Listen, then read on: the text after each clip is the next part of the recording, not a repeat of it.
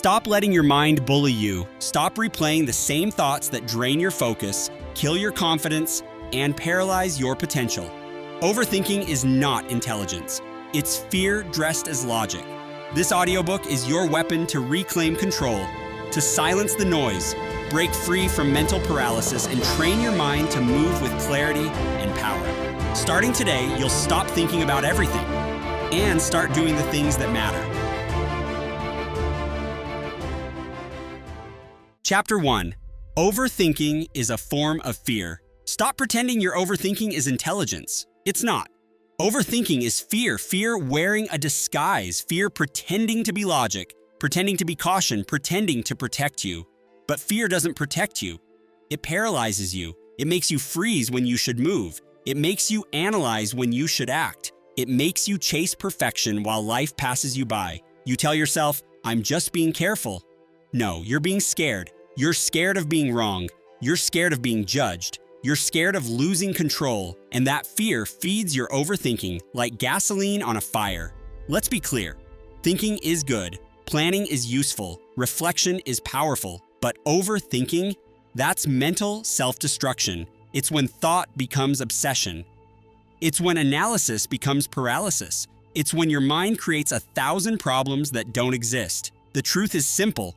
Overthinking is hesitation, and hesitation is fear. You already know what you need to do, but you keep replaying the same doubts because you don't trust yourself to act. That's the core problem. It's not that you don't know, it's that you don't trust what you know. You don't need more thinking. You need more trust. Say it again. You don't need more thinking. You need more trust. Trust in your instincts. Trust in your preparation. Trust that even if you fail, you'll rise again. That's courage, and courage is the opposite of overthinking. Think about how top athletes operate. When the pressure is on, the clock is ticking, the crowd is roaring, they don't stop to analyze every move. They trust their training. They trust their repetition. They trust themselves. A basketball player doesn't pause mid-shot to calculate the angle and velocity. A fighter pilot doesn't stop mid-flight to double-check every decision. A surgeon doesn't hesitate on the final incision. They act because trust is faster than thought.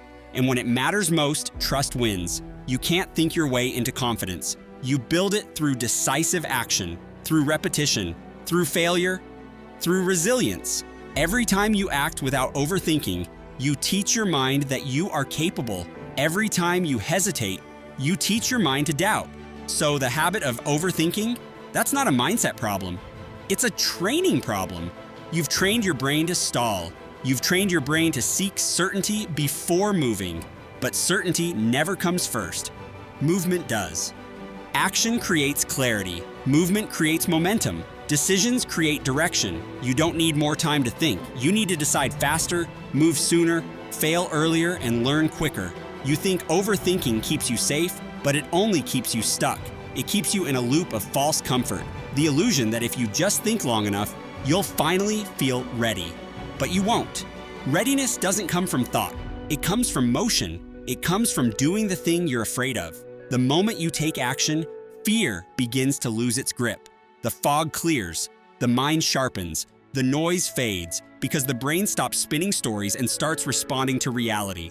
And that's when control returns. So let me say it again, and let it burn into your mind. Overthinking is not intelligence. It's fear in disguise. You want to stop overthinking? Then stop feeding fear. How do you feed fear? You feed it with attention. You feed it with delay. You feed it with indecision. So from now on, your mission is simple. Starve the fear. Every time your brain starts spinning, cut the loop short. Ask yourself one question. What am I avoiding right now? Because behind every overthought situation, there's something you're avoiding. A choice, a risk, a move. Stop avoiding it. Face it. That's how you reclaim control. Not by eliminating fear, but by moving despite it. That's the key. You'll never think your way out of fear. You'll only act your way through it. When your brain starts running wild, remember, you have a choice. You can obey the fear or you can override it. That's the difference between the people who talk about change and the ones who make it. The ones who make it, they act before they feel ready. They move before the mind can sabotage them. It's not about having all the answers. It's about building the discipline to move anyway, because clarity doesn't come before action. It comes after. Every decision, every risk, every small movement, that's how you train yourself out of fear. Not through comfort, but through courage. Not through certainty, but through commitment. So the next time you find yourself stuck in your head, say it out loud. I don't need more thinking, I need more trust. Say it again. Say it until it rewires your instinct, because that's the truth. You've spent years thinking your way into paralysis. Now it's time to trust your way into freedom, and trust is built through repetition, through action, through proof. You don't gain confidence from imagining success. You gain confidence from surviving difficulty. You gain it from doing the thing that scared you and realizing you didn't die. You didn't lose everything. You grew stronger. Every decision you make without overthinking is a declaration of self-trust. Every risk you take with courage strengthens the muscle of calm. Stop letting fear make your decisions. Stop mistaking anxiety for awareness. Stop treating hesitation like a strategy. You are not here to think your life away. You are here to live it, to act, to move, to build.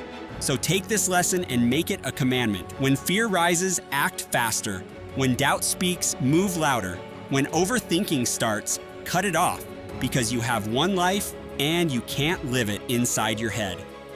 You've now seen the truth. Overthinking is not a sign of wisdom. It's a symptom of fear. You've learned how fear hides behind logic and how trust breaks that pattern. You've learned that clarity follows action, never the other way around. You don't need more analysis. You need more movement. You don't need perfection. You need practice. You don't need more thinking. You need more trust. You've faced your fear. Now it's time to understand the next step, the bridge between fear and mastery. Chapter 2. Clarity comes from action, not thought. You keep waiting for clarity before you act. That's why you're stuck. You tell yourself, I'll move when I'm sure. But that's the trap. You'll never be sure, not until you move. Clarity doesn't come before action. It comes from action. It comes after the step, after the mistake, after the risk. That's the truth no one tells you. You think you need to think more, plan more, prepare more, but thought without motion creates nothing. Action creates data. Thought without action creates doubt. You want to know why your mind is foggy? Because you keep thinking instead of doing. You're waiting for certainty. But certainty is earned, not imagined. Every clear mind was once a confused one that decided to move anyway. Move first, understand later. That's the rule. That's the key. When you act, you give your mind feedback. When you stay still, you feed it fiction. You start inventing problems that don't exist. You start replaying scenarios that never happened. That's what the overthinker does. They create imaginary evidence instead of real experience. Action kills illusion.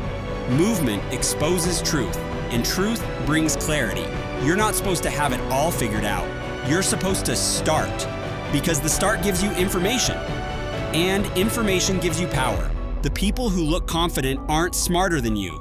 They just decided to move through confusion instead of waiting to feel ready. That's the difference between progress and paralysis. Let me give you an example. A beginner learns to play guitar. They can read every tutorial, watch every video, memorize every chord, but until they touch the strings, until they struggle with sound, nothing happens. Because theory without motion is fantasy. It's the same with your life.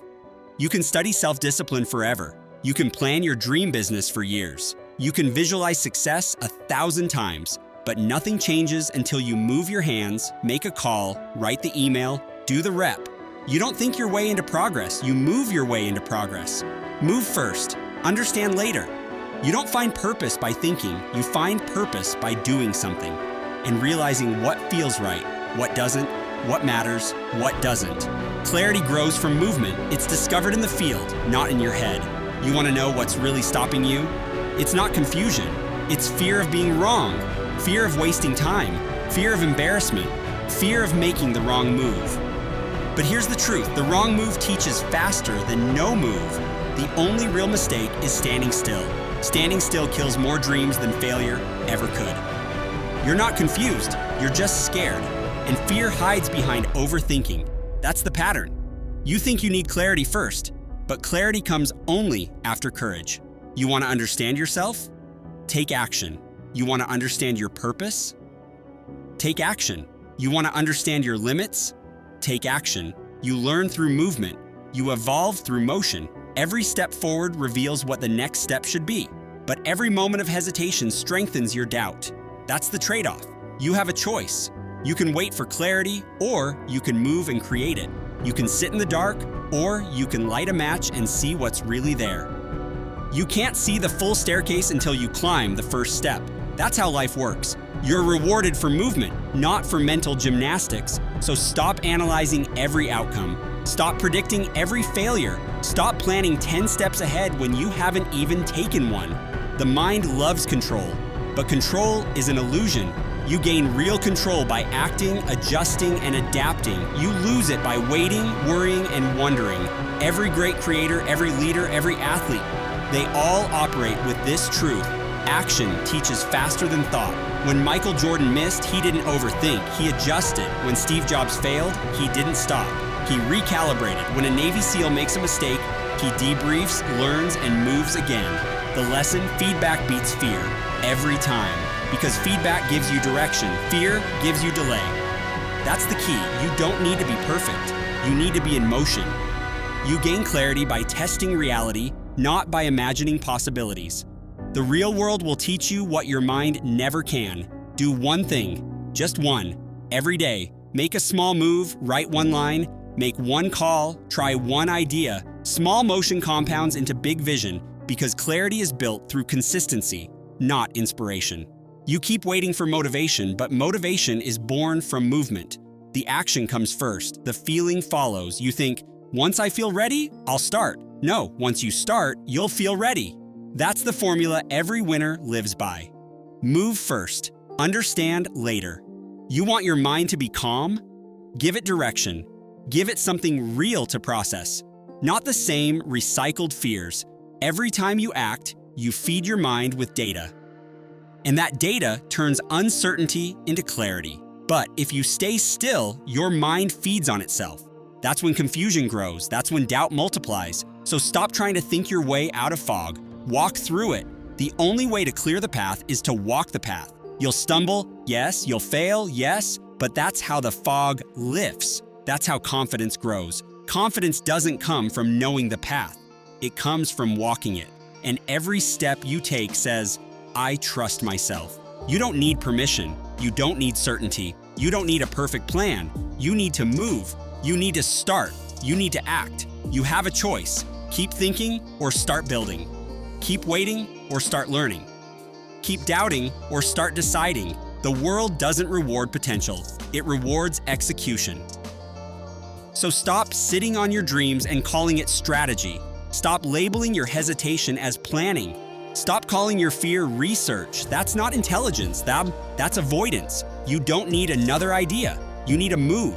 You don't need clarity to begin. You begin to find clarity. And that's the point of this chapter. The difference between a dreamer and a doer is not knowledge. It's motion. So from now on, make this your mantra. Move first. Understand later. Say it every morning. Say it before every decision. Say it when your mind starts to spin. Because your future will not come from what you think. It will come from what you do. You've learned the truth.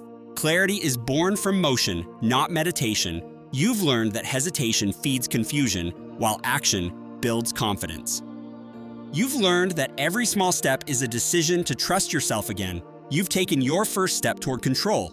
You've chosen motion over mental noise. Now it's time to learn how to master the thing that controls you most, your mind. You've moved once.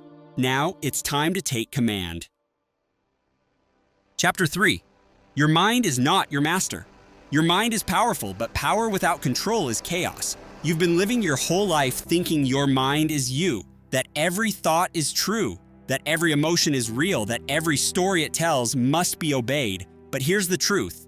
Your mind is not your master. Your mind is your servant. It's a tool. It's a weapon. And right now, it's been running wild, without command, without discipline, without direction. That's why you're stuck. That's why you can't focus. That's why you feel anxious, overanalyzing, and burned out, because you've been letting the servant run the kingdom.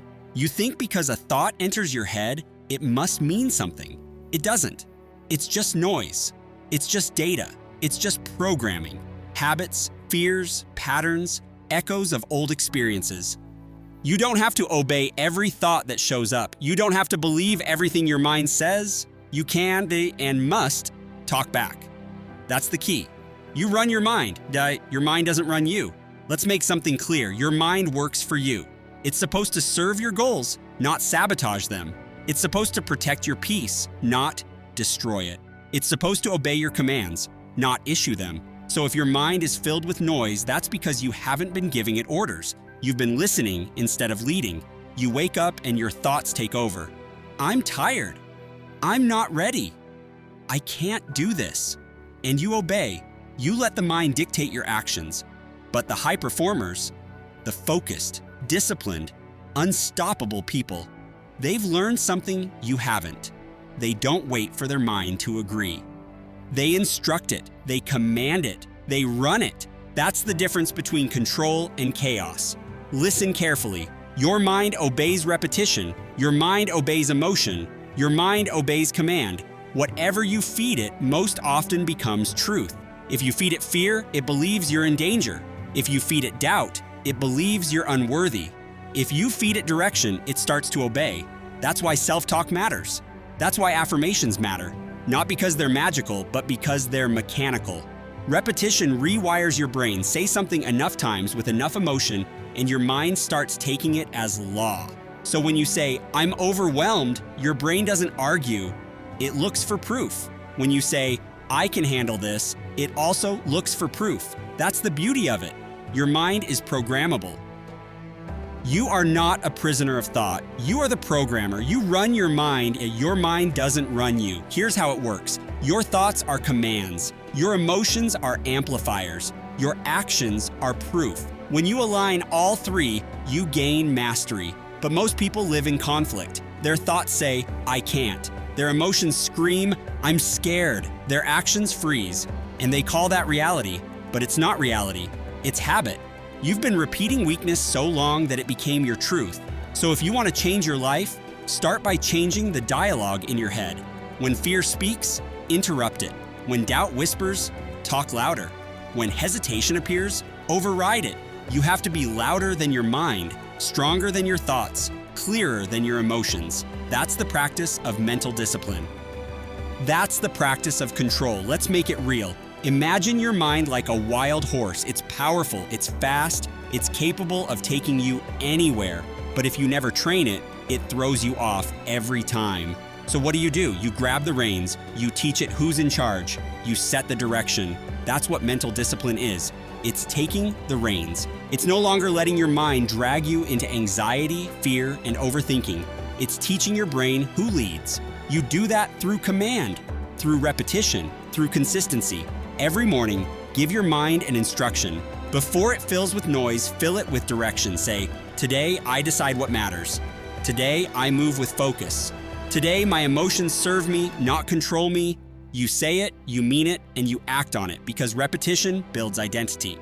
And identity drives action. You are not a victim of your thoughts. You are the architect of your attention. And attention, that's everything. Whatever you focus on expands.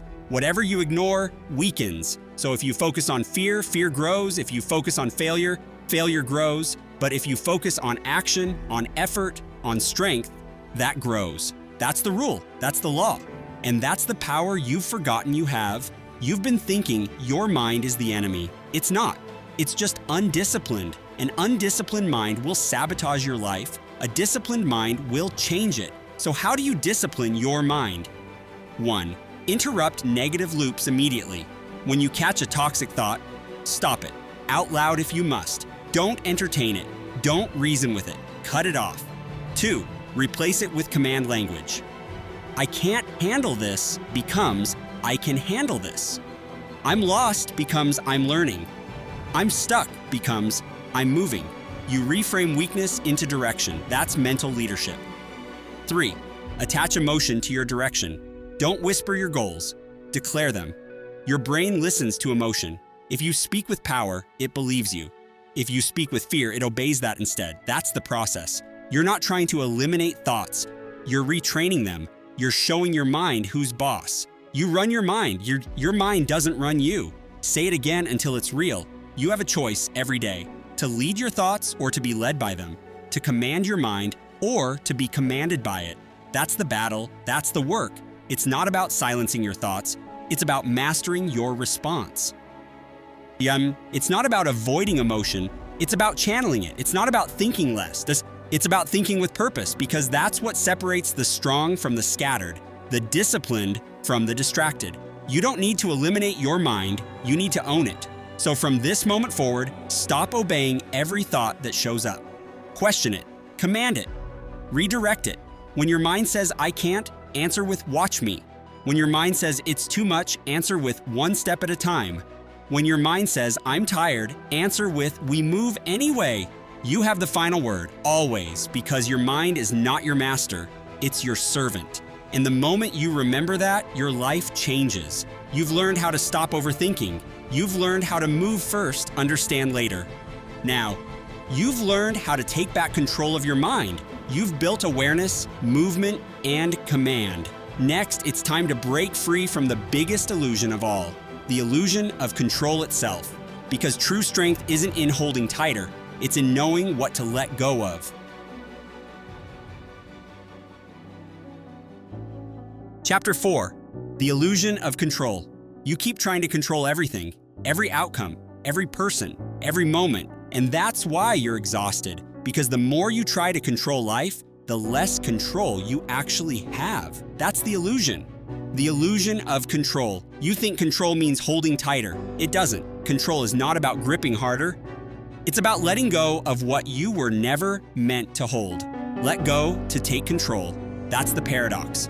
That's the truth. Overthinkers crave control. You overanalyze every detail, every scenario, every possible outcome, because uncertainty scares you. You think if you plan everything perfectly, nothing bad will happen. But deep down, you know that's a lie. You can't control what other people think.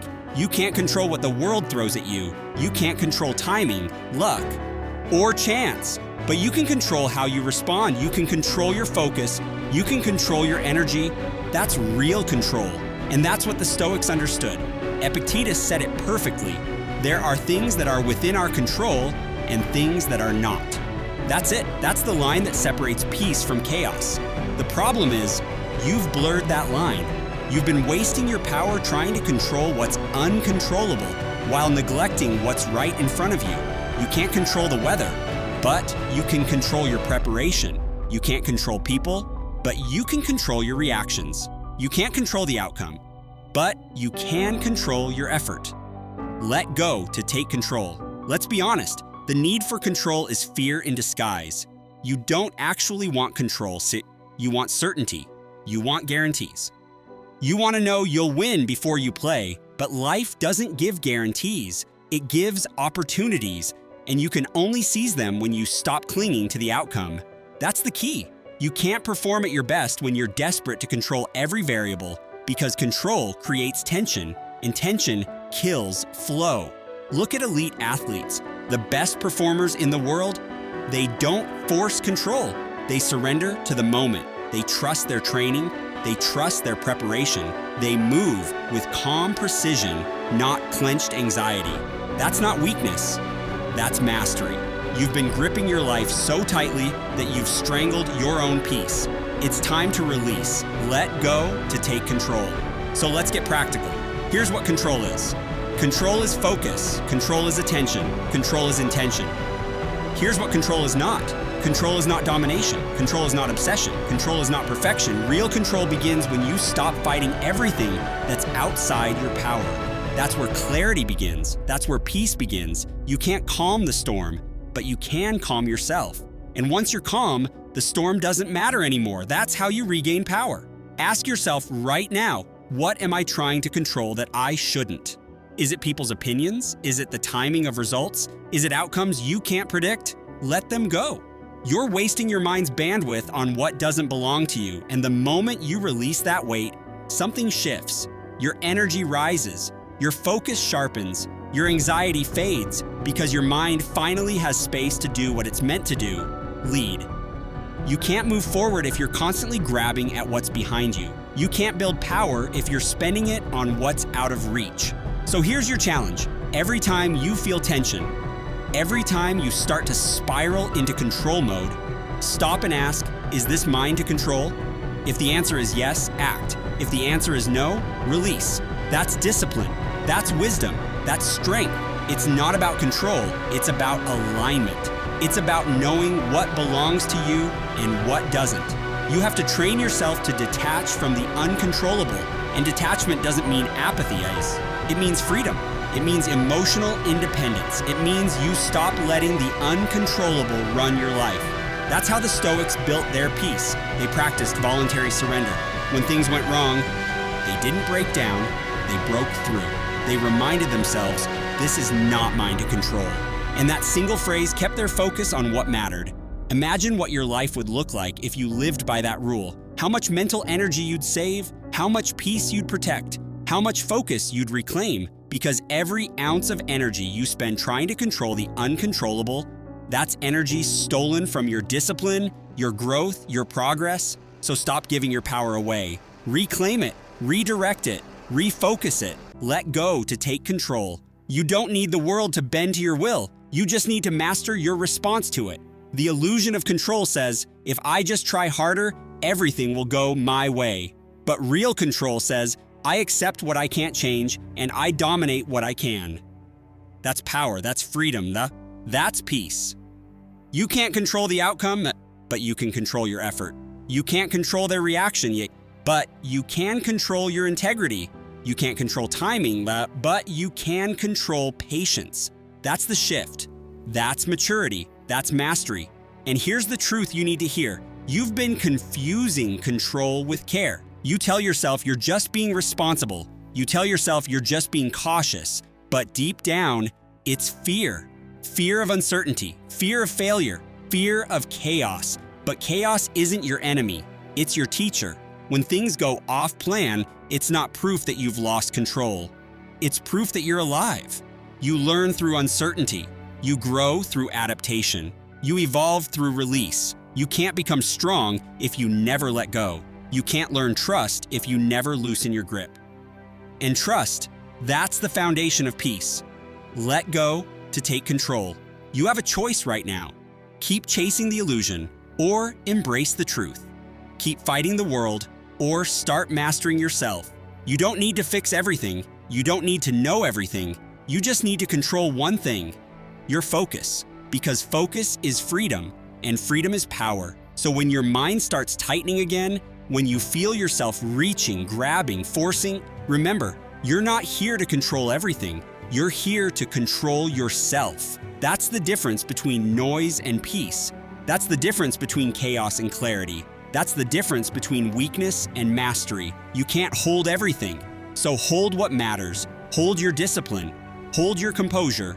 Hold your response. Everything else, let it go. Let go to take control. You've broken the illusion. You've learned to surrender what's beyond you and command what's within you. You've stopped chasing the world and started leading yourself. Now it's time to destroy another illusion, the one that hides behind perfection.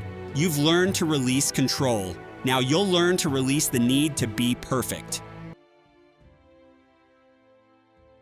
Chapter 5. Stop seeking perfect decisions. You keep waiting for the perfect moment, the perfect plan, the perfect decision.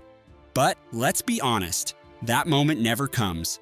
Perfectionism is fear. It's not preparation.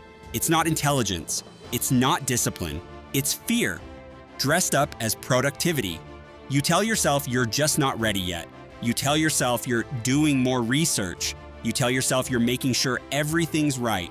But what you're really doing is hiding. You're hiding from failure. You're hiding from judgment. You're hiding from the possibility of being wrong. And that's why your life is stuck in planning mode. That's why you feel busy but never move forward. Because you're not chasing progress. You're chasing perfection. And perfection doesn't exist. The world doesn't reward perfect plans.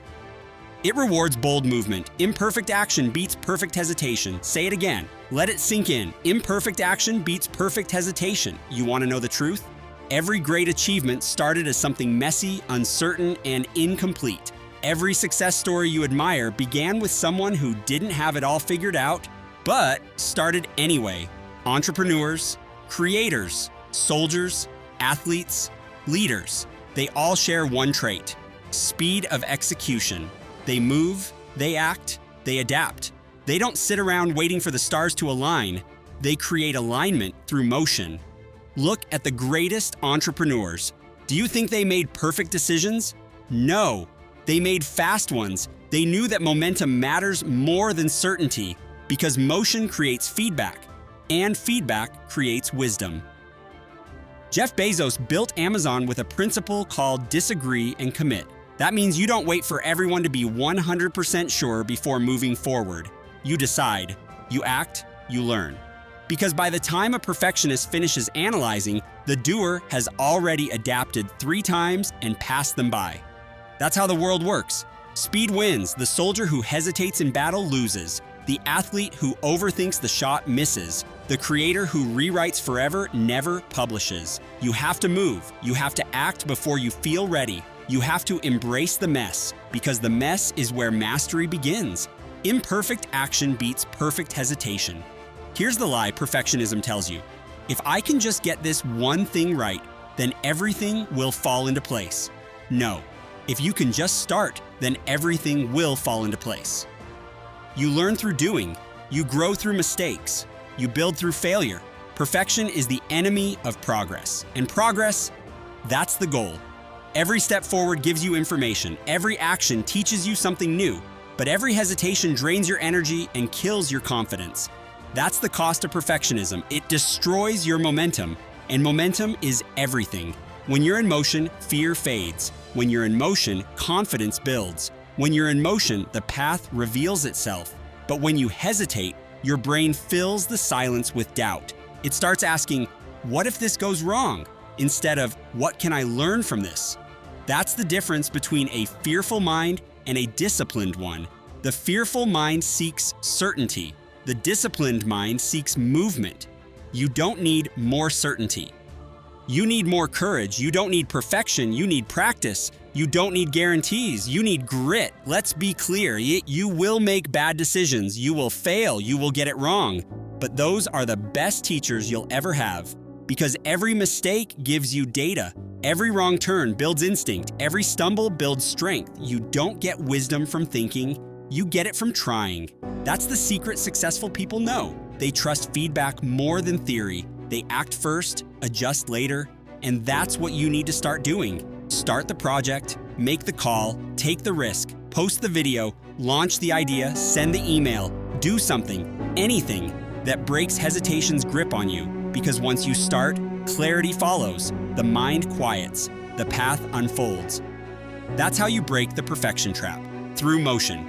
Here's what perfectionism really cost you: time, opportunity, and confidence. While you polish your plans, someone else executes them.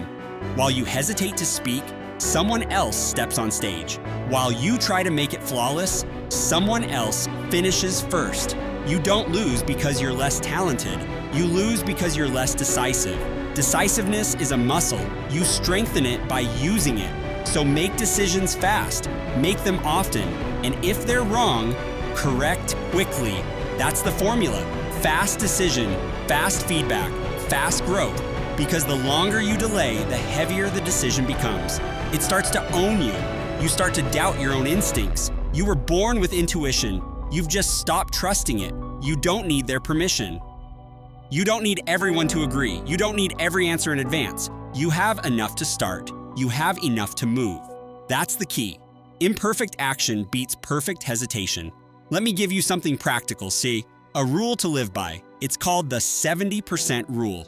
If you're at least 70% sure, act. Don't wait for 100%, because that last 30% is illusion.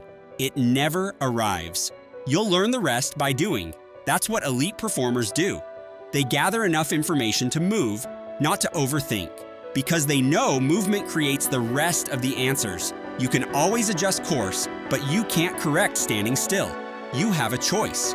You can chase perfection, or you can build momentum. You can wait for the perfect moment, or you can create one, but you can't do both. So make your choice now.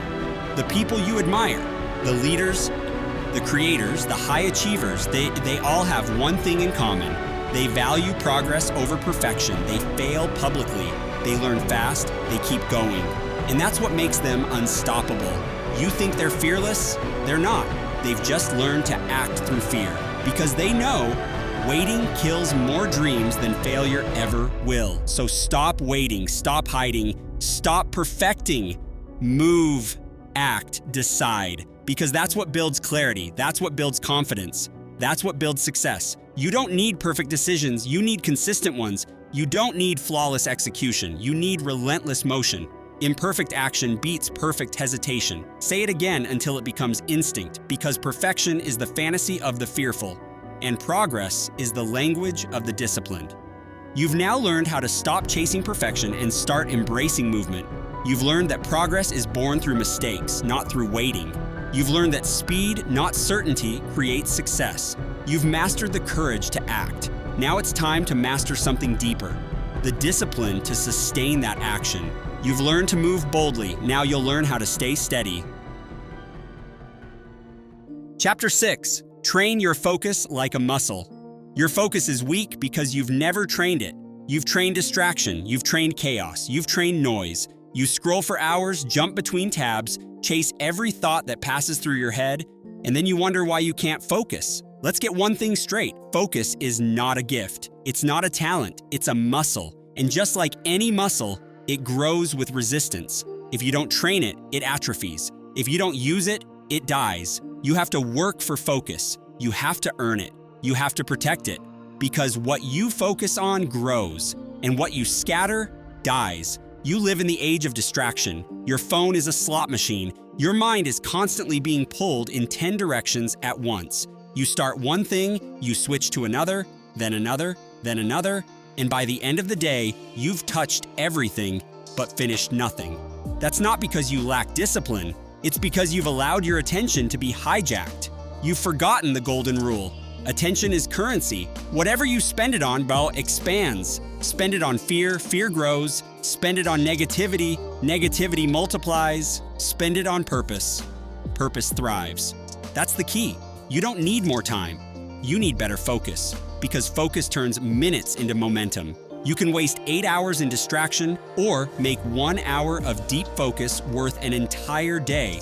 That's power. That's mastery. What you focus on grows. What you scatter dies. You want to build strength? Go to the gym. You want to build focus? Go to silence. Silence is the gym for your mind. It's where concentration grows. It's where clarity sharpens. It's where your attention learns to obey. But silence is uncomfortable. It's slow. It's still. And your undisciplined mind hates stillness because stillness exposes weakness. That's why most people can't last 5 minutes without grabbing their phone. They're not bored. They're unfocused. They can't sit with their thoughts because their thoughts run them. If you can't sit in silence, you'll never control your focus. So here's your first drill. Silent mornings. Wake up and don't touch your phone. Don't check messages. Don't check the news. Don't check anything. Spend the first 30 minutes of your day in silence, with your thoughts, your breath, your goals. Write, stretch, think, reflect, but do not react. That's how you train focus. By controlling your input before the world floods it with noise. You don't need a perfect routine. You just need one rule: silence before screens. Try it for 7 days. You'll feel the difference. Here's the second drill: single tasking. Stop pretending you're productive when you're multitasking. Multitasking is a lie. You're not doing multiple things. You're doing multiple things poorly. The mind can only focus on one thing at a time. Every switch costs energy. Every switch drains clarity. Every switch weakens momentum. You think you're saving time, you're wasting it, because constant switching keeps you in mental first gear. Single tasking is discipline. It means you decide what matters right now, and you give it everything. One task, one goal, one outcome. When you're working, work. When you're resting, rest. When you're with family, be there. Focus is not about doing more, it's about doing less, but doing it better. What you focus on grows. What you scatter dies. Here's your third drill: time blocking. Every hour without direction becomes a magnet for distraction. So give your hours purpose. Divide your day into focused blocks. Each block has one task and one rule: full presence. Set a timer for 60 minutes. Turn off notifications. Close every extra tab. Commit fully. You'll be amazed at how much power lives inside one undisturbed hour. Because focus compounds. The more you practice it, the stronger it becomes. The stronger it becomes, the less effort it takes. Just like lifting weights, the first reps are heavy, but consistency builds strength. Train your attention like that. Every time your mind drifts, pull it back. That's a rep. Every time you resist checking your phone, that's another rep. Every time you finish what you started, that's mastery. You don't need more talent, you need more mental reps. Let's talk about the science for a moment. Every time you switch tasks, your brain releases dopamine. It feels good, it feels productive. But it's not progress. It's distraction disguised as satisfaction. You're training your brain to crave interruption, and the only way to rewire it is through discipline. Discipline means delayed gratification. It means you stop feeding your brain junk dopamine and start feeding it deep focus. Deep focus is quiet, it's hard, it's not immediately rewarding, but it's where your best ideas are born. It's where your identity is built. That's what separates the average from the exceptional. Not intelligence, not luck, but attention management. Because a distracted mind can't create depth, and depth is where greatness lives. You can't do deep work in a shallow mind, so build depth, train depth, protect depth. You have to treat focus like sacred ground. That means protecting it from everything that dilutes it. Distractions, toxic people, constant noise. Guard your attention like your life depends on it. Because it does. Your focus determines your results. Your results determine your confidence. Your confidence determines your destiny. That's the chain. That's the law. So every time you give in to distraction, you're not just wasting time. You're weakening self-trust. You're teaching your brain that you don't mean what you say. But every time you honor focus, you build power. You build self-respect. You build mastery. And mastery feels different. It feels calm. It feels clear. It feels in control because a disciplined mind is a free mind. You have a choice. You can keep living like everyone else, scrolling, switching, reacting, or you can take command of your focus. You can reclaim your attention. You can train your mind to obey. That's the key. Focus isn't about forcing concentration, it's about eliminating noise. It's not about doing more, it's about doing what matters intensely. So make your new rules simple. Silence before screens, one task at a time. Time blocks for everything that matters. And remember this, what you focus on grows. What you scatter dies. Say it again until it becomes instinct. Your future depends on what you give your attention to today. Focus is your greatest weapon, but only if you wield it with discipline. You've learned to build courage. You've learned to control your mind. Now you've learned to command your focus. But focus isn't enough on its own. You also have to master your emotions, the very fuel behind every decision you make. Because focus without emotional control collapses under pressure. You've trained your attention. Now it's time to train your heart. Chapter 7, The Emotional Loop. Breaking the thought spiral. Overthinking doesn't start with thought. It starts with emotion. You feel something first. It posts anxiety, anger, guilt, shame, and then your mind rushes in to explain it. That's how the loop begins. Emotion feeds thought. Thought feeds emotion. And before you know it, you're stuck in a spiral. Overanalyzing everything. Reliving pain that's long gone. Predicting problems that don't exist. You're not overthinking. You're overfeeling. And because you don't regulate emotion, your thoughts never rest. That's the loop. That's the trap. Overthinking feeds on emotion. Emotion feeds on attention. Break one and both collapse. That's the key. Let's break this down. You feel something uncomfortable. Maybe someone criticized you. Maybe you made a mistake. Maybe you failed at something. Instead of feeling it once, you start replaying it. You analyze every detail. You imagine every scenario. You keep the emotion alive through thought. The mind says, if I can understand it, I can control it.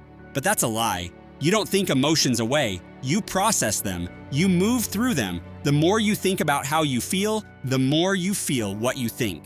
It's a self-feeding loop. Emotion creates thought, thought recreates emotion, and the cycle continues endlessly. You have to break the loop. How? By breaking attention, because attention is the fuel. Whatever you give your attention to expands.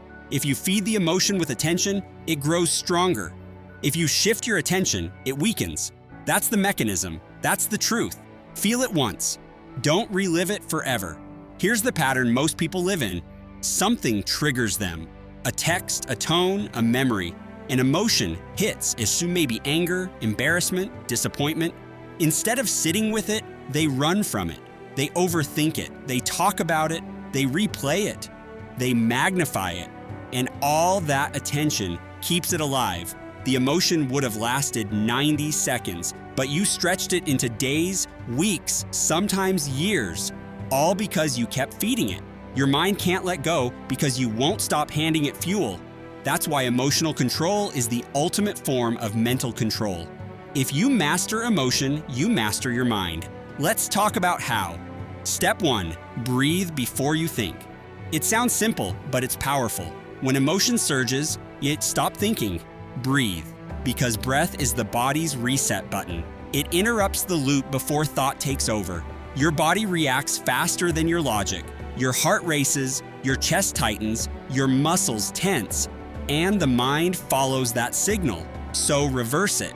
Control the body, and the mind follows you instead. Inhale deep, hold, exhale slow.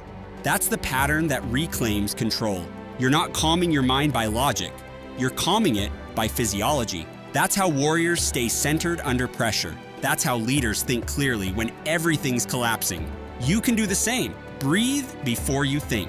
Step 2, reframe instead of relive. The mind is a storyteller. It's constantly assigning meaning, and most of the time, the meaning is wrong. Someone ignores you, you think they don't respect me. You fail at something, you think, I'm not good enough. You lose something, you think it's my fault. That's the emotional trap, turning every event into a story of self-blame. You have to reframe it. Ask yourself, wait, what else could this mean? What if this is not about me? What if this is happening for me, not to me? Reframing doesn't deny the emotion, it gives it direction. It shifts your focus from pain to purpose. That's emotional discipline. That's mental toughness. It's not about pretending you're fine. It's about guiding the energy into something useful. You can't control the feeling, but you can control the meaning. Feel it once. Don't relive it forever. Step 3, detach from the storm. The emotion is not you. It's an experience passing through you, but you've been identifying with every feeling that shows up. I'm anxious. I'm angry. I'm sad. No, you feel anxious. You feel angry. You feel sad. That's temporary. That's passing. When you label it as identity, you anchor it. You keep it alive. So stop saying, I am. Start saying, I feel. That single shift changes everything because now you have distance. You're no longer trapped in the emotion, you're observing it. Observation creates space. Space creates clarity. Clarity creates control. When you can watch your emotion without becoming it, you've mastered the loop. That's what detachment means. It's not numbness, it's awareness. It's knowing that emotion is information, not instruction. You can listen to it without obeying it. That's the key. Let's make this practical. Next time your emotions flare, don't analyze, don't explain, don't justify. Just breathe, name it, feel it once. Then move your focus. Go for a walk, do a workout, write it down, then close the book. Because action dissolves emotion. The longer you sit still, the louder your feelings become. Motion breaks the loop. That's the formula. Breathe, reframe, move. 3 steps that destroy the spiral. Because emotion without direction turns into obsession. But emotion with direction turns into drive. That's the transformation you want. Not suppression, transmutation. Feel it, channel it, move. Feel it once. Don't relive it forever. You have a choice. You can keep being controlled by your emotions, reacting, spiraling, and regretting. Or you can train them to serve you, to guide, not govern. That's discipline. That's mastery. You don't need to eliminate emotion. You need to manage it. You need to recognize when it's speaking truth and when it's just noise. Because the emotion itself isn't the problem. Your attachment to it is. You don't drown because you fall into the water. You drown because you stay there. So when emotion hits, feel it, but then let it pass. You can't think your way out of a feeling, but you can act your way through it. That's the way out of the loop. Breathe, reframe, detach, move. That's emotional control. That's strength under pressure. That's peace in chaos. You've learned how emotion drives thought. You've learned how to break the loop through awareness, breath, and movement. You've learned that mastery isn't about avoiding emotion, it's about commanding it. Now it's time to take that calm, that strength, that emotional control center, and turn it into silence. Because real power doesn't need to prove itself. It moves quietly, it grows privately, it builds in silence. You've learned how to break the noise inside. Now you'll learn how to control the noise outside. Chapter 8. Detach from opinions and outcomes. You overthink because you care too much about what people think. You hesitate because you need approval before you move. You suffer because you tie your worth to outcomes you can't control. That's the truth. You say you're a perfectionist. You say you have high standards, but really you're addicted to validation. You're addicted to applause. You're addicted to certainty, and those addictions are destroying your peace. Because every time you act for recognition, you lose control of your power. Every time you wait for reassurance, you weaken your discipline. And every time you chase results, you forget your purpose. That's the trap. That's why you overthink. That's why you burn out. You've been chasing approval instead of mastery.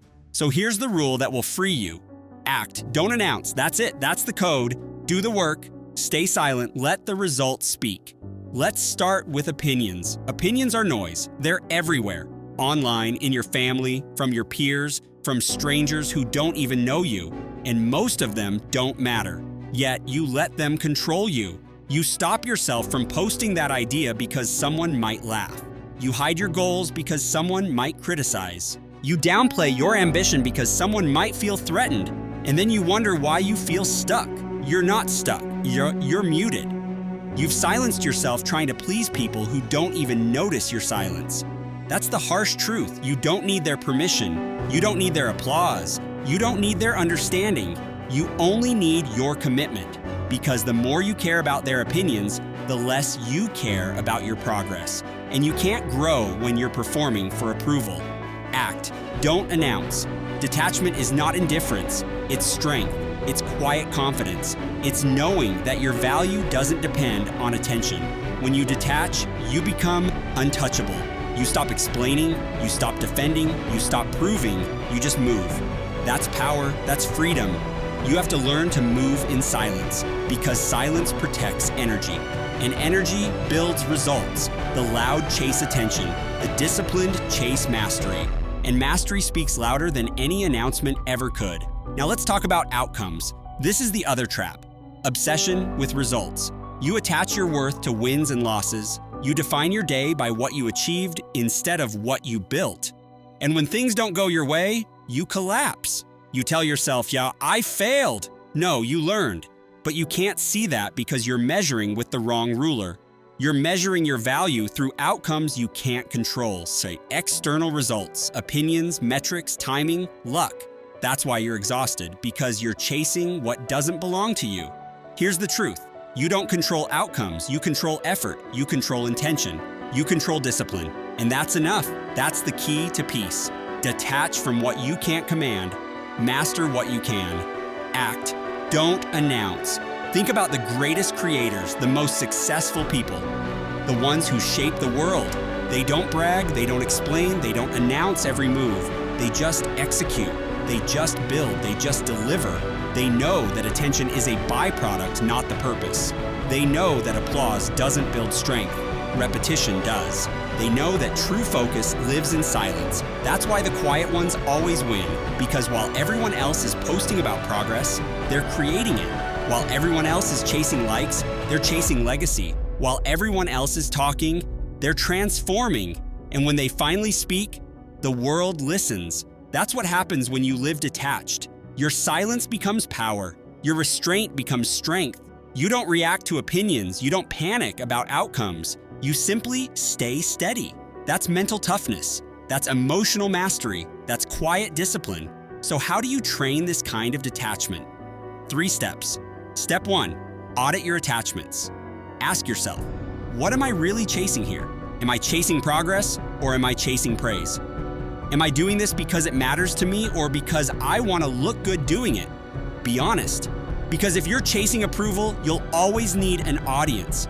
And audiences are fickle. They'll clap today and criticize tomorrow, but if you're chasing purpose, you'll never stop. Because purpose doesn't depend on applause. That's the difference between temporary motivation and lifelong discipline. Step 2, set your own scoreboard. Detach from external validation by creating internal standards.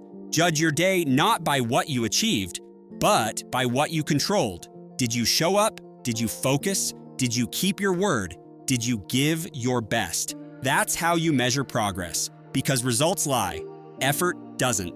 The scoreboard is inside you, and when you start playing your own game, the noise fades. You stop chasing trends. You stop comparing. You stop competing for attention. You just build, and that's when real confidence begins. Step 3, practice quiet execution. Every day, do one thing for yourself, without telling anyone. No post, no brag, no share. Just do the work. Because private work builds public strength. And discipline that doesn't need recognition is unstoppable. You have to wean yourself off external validation. The less you seek it, the more you grow. It's not about being invisible. It's about being intentional. You don't need everyone to see you building. You just need to keep building. Act, don't announce. Let your work speak when it's ready. You have a choice. You can keep living for approval, or you can start living for alignment. You can keep chasing applause, or you can chase mastery.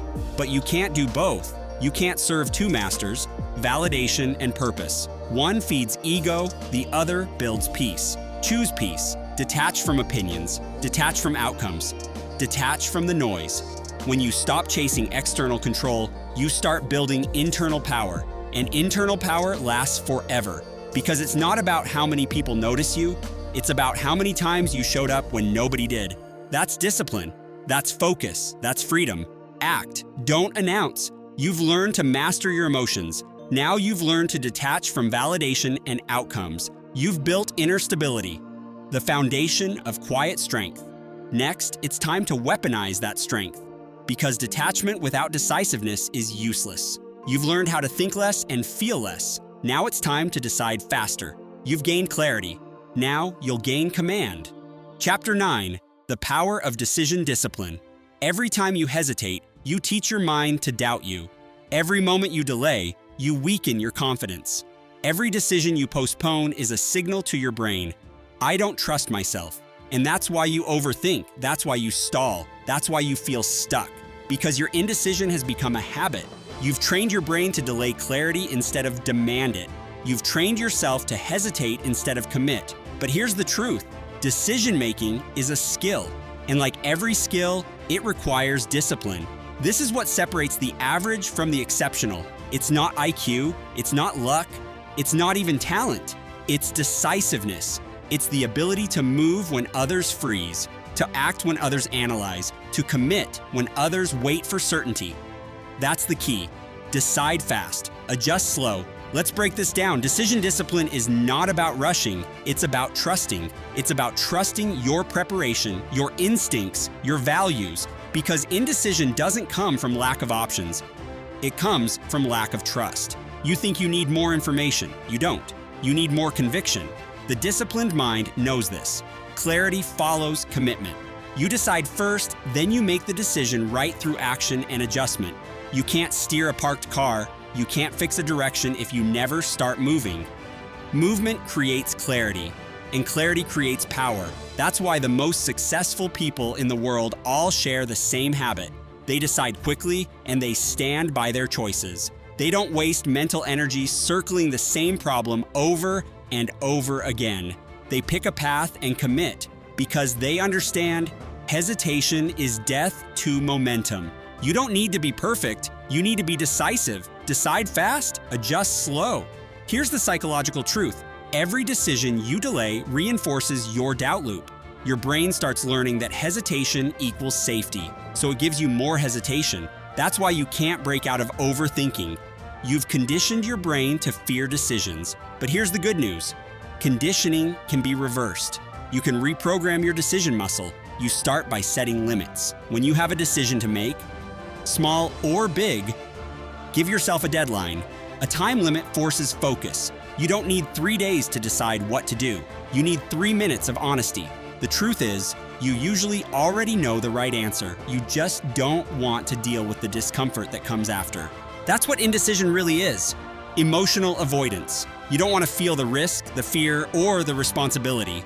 But that discomfort is where power lives. The faster you move through it, the stronger you become. You have a choice. Avoid the emotion and stay weak, or embrace it and get sharp. That's the test. And every time you pass it, you build confidence. Every time you hesitate, you drain it. Confidence is not built by winning, it's built by deciding. Decide fast. Adjust slow. Here's a simple rule. When you can't decide between 2 options, pick the one that requires more courage. That's usually the right one, because growth never hides in comfort. It hides in challenge. It hides in risk. Every important decision in your life will feel uncertain. That's the nature of it. If you wait until you feel ready, you'll wait forever. If you wait until you have every answer, you'll never move. You don't need to predict the future. You need to handle it, and you can only handle what you commit to. That's why decision discipline is so powerful. It's not just about choosing, it's about choosing yourself. It's about declaring, I trust my judgment, and if I'm wrong, I'll fix it. That's strength, that's leadership. Leaders don't make perfect decisions, they make committed ones. They move, they learn, they adjust. Because that's how you win, by evolving faster than hesitation can catch you. Decide fast, adjust slow. Now let's get practical. Here's how you build decision discipline every single day. Step 1, start small. Make micro decisions fast. What to wear, what to eat, what task to start with.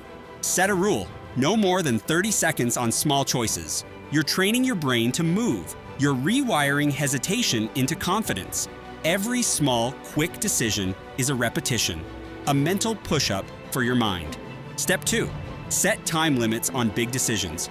Give yourself a clear window, not endless research, not constant second-guessing. Example, I will decide by 5 p.m. today.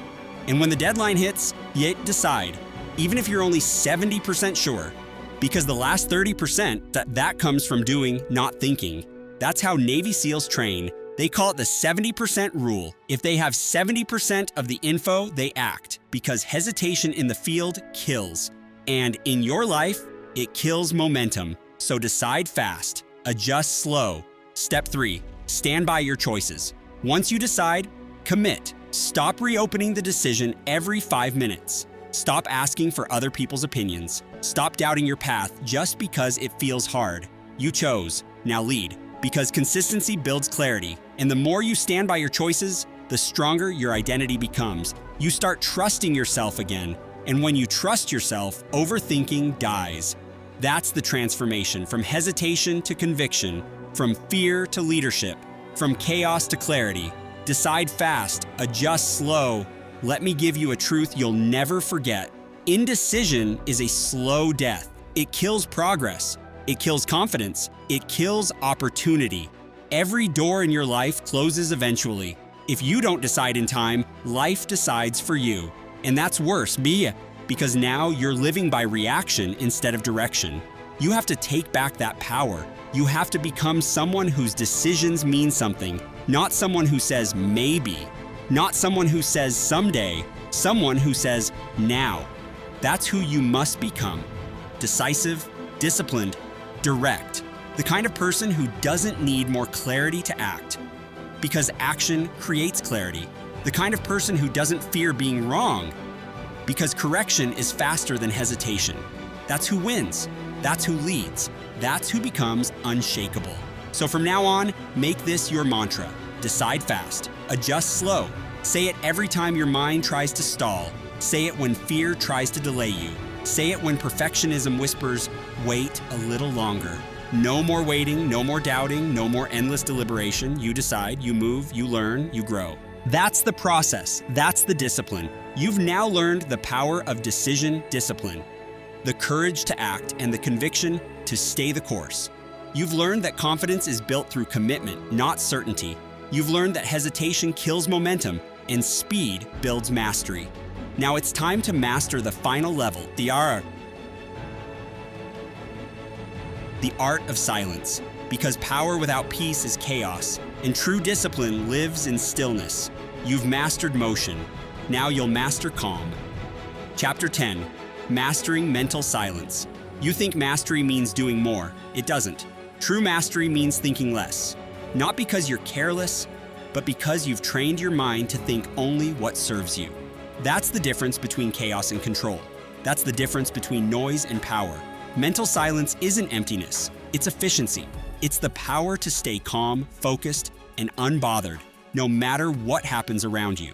Because when you master silence, you master yourself. And when you master yourself, nothing can control you. Silence is not weakness, it's control. You've spent most of your life reacting to people, reacting to problems, reacting to thoughts that don't deserve your attention. Every notification, every opinion, every doubt, your mind jumps. You get pulled into every noise, every distraction, every emotional trigger, and you wonder why you're tired. You wonder why you can't focus. You wonder why peace feels like a fantasy. Here's why. You've never learned to be still. Stillness feels foreign to you because stillness exposes what you've been running from, your own mind. That's why silence scares most people. It reveals truth. It reveals weakness.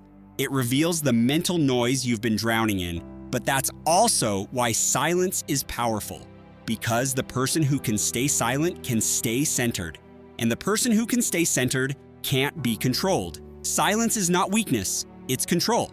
Let's be clear, silence is not about muting your thoughts, it's about mastering them. It's not about thinking nothing, it's about thinking only what matters. A silent mind is not an empty one, it's a disciplined one. It doesn't waste energy on fear. It doesn't replay old pain. It doesn't chase validation or predict failure. It focuses, it listens, it acts. That's real power, that's calm power, the kind that doesn't need to prove itself, the kind that doesn't shout to be heard, the kind that doesn't react.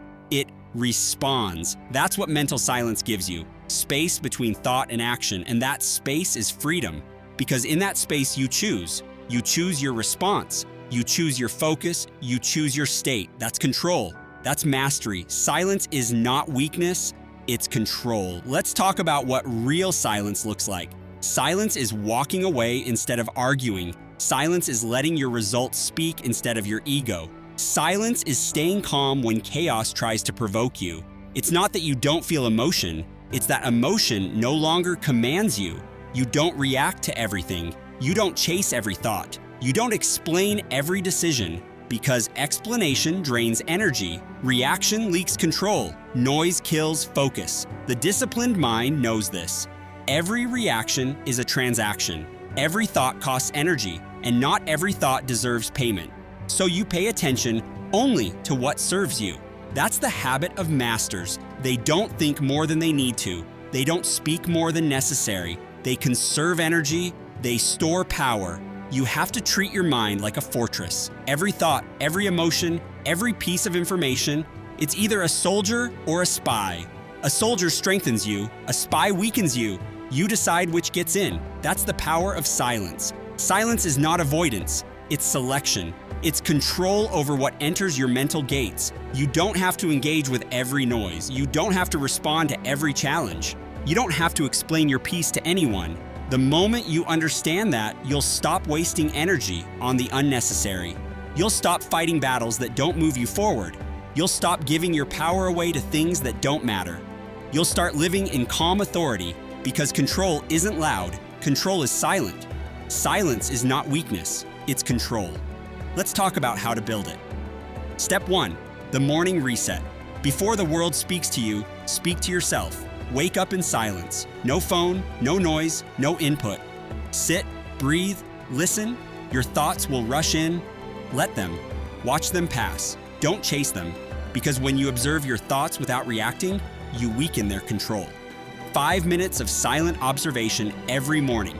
That's mental weightlifting. That's how you build stillness under pressure. You don't have to control your thoughts, you just have to stop obeying them. Step 2. The pause. Throughout your day, pause before reacting. When someone irritates you, pause. When fear spikes, pause. When doubt whispers, pause. That pause is power. It's the gap where emotion dies and clarity lives, because every reaction steals your control, but every pause expands it. If you can learn to pause, you can learn to master. Step 3. The night disconnect. Silence before sleep. No endless scrolling, no arguments, no noise. You can't expect a calm mind if you feed it chaos before rest. So detach, reflect, breathe. End the day the way you started it. In command. Silence is a reset button for the brain, and you can press it anytime you choose. The truth is, silence is the foundation of strength. It's the hidden engine behind every great mind. It's what makes leaders unshakable. It's what makes warriors deadly calm. It's what makes creators unstoppable, because the silent mind sees clearly. It doesn't chase emotion. It doesn't drown in thought. It decides. And decision, that's the ultimate expression of power. So stop fearing silence. Start practicing it. Start honoring it, because silence isn't emptiness. It's alignment. It's not a void, it's a weapon. And the more you master it, the more unstoppable you become. Silence is not weakness, it's control. You have a choice. You can keep living in reaction, loud, chaotic, restless, or you can live in control, calm, deliberate, focused. You can keep chasing noise, or you can create peace. You can keep explaining, or you can start executing, because mastery doesn't shout. Mastery whispers, and the disciplined mind moves quietly but powerfully. From this day forward, speak less, think less, react less. And when your mind starts spinning, remind yourself, I don't need to respond to everything. I don't need to explain myself. I don't need to fill the silence. You don't owe the world noise. You owe yourself peace. Because silence is not the absence of thought. It's the presence of power. Silence is not weakness, it's control. You've learned to master your mind. You've learned to train your focus. You've learned to command your emotions. And now you've learned the final step: to live in silence, move with purpose, and act without noise. That's mastery. That's calm power. That's quiet dominance. You've reached mental freedom. But remember, freedom means nothing without consistency. So now it's time to protect everything you've built. You've mastered silence. Now let's master sustainability. You were never broken. You were just distracted by noise. The endless what ifs, the replayed conversations, the imagined failures, they were all illusions stealing your energy from the present moment. You don't need to overthink. You need to act, decide, and move. Because every time you hesitate, your potential waits. Every time you doubt, your dream delays. Control begins when you stop arguing with your mind and start commanding it. So, here's your challenge. For the next 7 days, take action before your fear finishes a sentence. Don't wait for clarity, create it. This is your moment to silence the noise and finally take control of your mind.